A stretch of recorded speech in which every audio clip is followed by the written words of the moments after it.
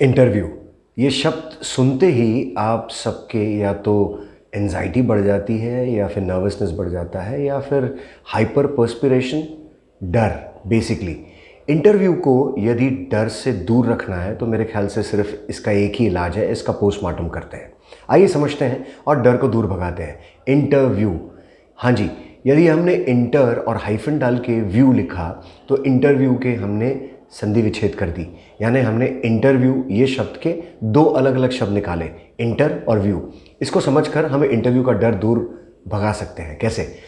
Inter का मतलब होता है जब एक से ज़्यादा व्यक्ति यानी दो व्यक्ति बात कर रहे हैं, जैसे इंटर कम्युनिकेशन कहते हैं हम, यानी दो व्यक्ति लगते हैं कम से कम इंटर शब्द को डिफाइन करने के लिए। तो इंटर का मतलब ये हो गया कि एक से ज़्यादा यानी दो, या फिर कभी कभी ये पैनलिस्ट होते हैं इंटरव्यूअर्स और आप इंटरव्यूई। तो इंटरव्यूई और इंटरव्यूअर्स, ये इंटर इससे मालूम पड़ता है कि ये एक से ज़्यादा या कभी कभी दो से ज़्यादा लोग हो सकते हैं।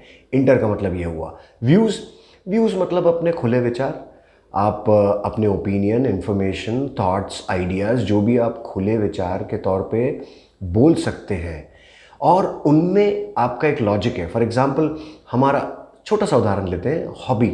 आपकी हॉबी होगी कि आप गेम खेलते होंगे, फिर वो कोई भी गेम हो, इंडोर हो या आउटडोर हो, लेकिन उस गेम से आपको क्या मिलता है? अगर आप वो गेम खेलते हैं, आप वो आपकी हॉबी है, उससे आपको क्या मिलता है, ये लॉजिक यदि आपने इस्टेब्लिश की है।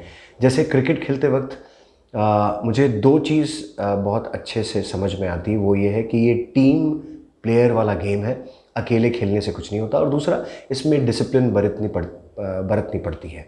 तो जो भी हॉबी है, फॉर एग्ज़ाम्पल मैं म्यूज़िक करता हूँ। क्यों करता हूँ?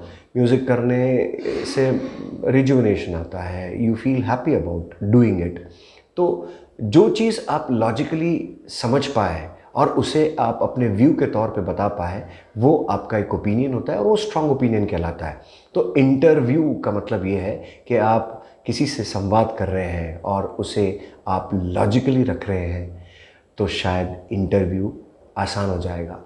बशर्ते आपको पता होना चाहिए आपके बारे में कि आप अपने ओपिनियंस कैसे फॉर्म करते हैं, क्या उसमें लॉजिक है, उसमें साइंस है, उसमें रीजनिंग है। अगर है तो फिर मेरे ख्याल से आप अपने विचार रख सकते हैं, खुले तौर पे रख सकते हैं।